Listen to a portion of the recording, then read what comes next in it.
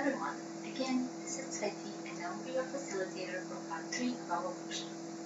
In the next few slides we'll take a look at the most common issues students experience when returning home from abroad. Please keep in mind that depending on the length of time you spend abroad, you may not experience these at the same level. Don't forget to follow along in the handbook starting on page 7. Now, take some time to locate the handbook on our website and let's begin. The best strategy to face any re-entry issue is really to prepare, to give yourself time, and to reflect. It took time and energy to prepare to go to your study abroad destination, and it should take you just as much time and effort to prepare to leave. Thinking about what it would mean to live back home and what life is like there now will help you be less surprised when you get there. And as you're thinking about the similarities and differences between home and host cultures, you will begin to see where there might be some friction or some conflict. So, for example, you have been living on your own for the past few years, and when returning home you will be living with your parents, at least at first. That would be a huge difference and potentially create a conflict. Thinking about it ahead of time will allow you to create a plan how to tackle that potential conflict or even avoid it. You should be very patient with yourself and give yourself time to get used to your new environment. Take time to reflect. Use the journaling pages on our handbook. There are some great questions there that can help guide you. Look at pages 11 through 20. And finally, ask yourself these questions. What do you like the most and what do you like the least about your host culture and your home culture? This helps you get through the stages of comparison and saying things like, nothing here is as good as my host culture. Because the truth is, every culture and every place has its benefits and disadvantages, so don't get stuck with those absolutes. We will now move on to some more specific issues you could be dealing with when returning home. Probably the biggest one is everything has changed. Your favorite coffee shop isn't there anymore, new streets have been added to your neighborhood, and even your friends aren't interested in the same things like back in high school, for example. Don't dwell on the fact that your hometown is different now. Allow your friends and family to show you what's new and what's good about it, and share their new hobbies. Maybe you'll find a new favorite coffee spot. Also, remember that you're not alone. Keep in touch with the friends you made while abroad and support each other during your reintegration. Most likely they feel the same way and are more than willing to share. Another big challenge is, once you move back home for good, you feel that no one seems to care about your experience abroad.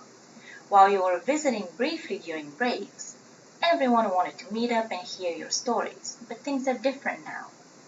Maybe people don't have much free time, and knowing you're here to stay a while, they may not feel it's urgent to meet with you, and that's fine. Don't take it personally.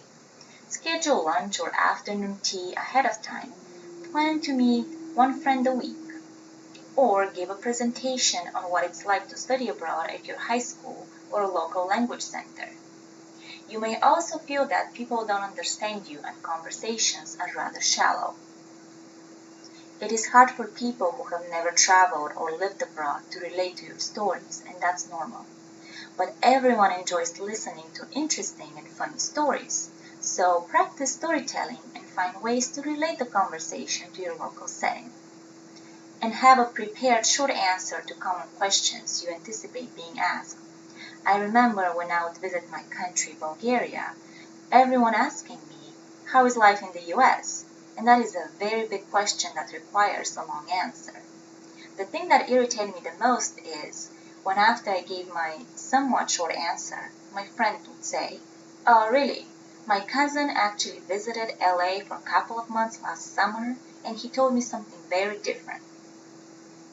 After dealing with situations like this on few occasions, I crafted an answer that started with, for me personally, or the United States is a very big country, and the state or city where I lived, and then finish the rest of the sentence with something about my personal experience, rather a general knowledge about United States. And finally, don't forget to ask your friends and extended family to tell you about their lives while you were abroad. Don't expect the conversation to always be just about you. Sooner or later, you'll find yourself missing your host culture. You may miss everyday things such as the customer service at restaurants or not having to worry about finding a parking spot when you go out. But also focus on the positives of being home, like finding your favorite food from childhood or not having to worry that they won't understand your accent. You may even think your home culture is boring as compared to your host culture. Why not take a day trip to a city you've never been to before?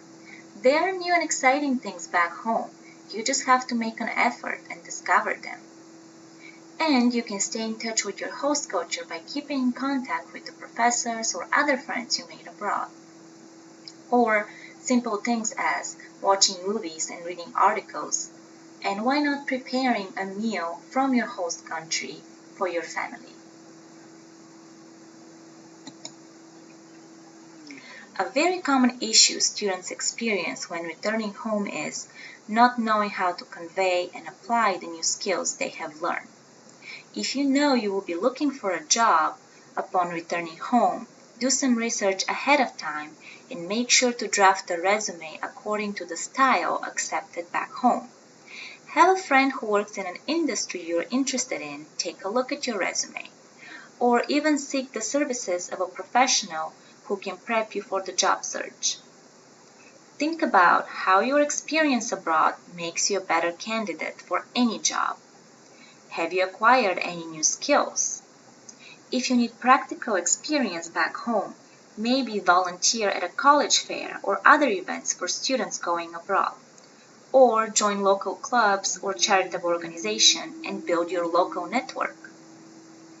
Maybe even teach a foreign language class or tutor at school.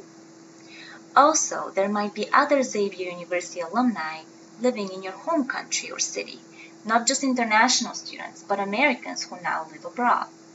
If you're interested in finding out other Xavier alumni, please send us an email at international@xavier.edu, and we will put you in touch with the Alumni Association and help get you connected.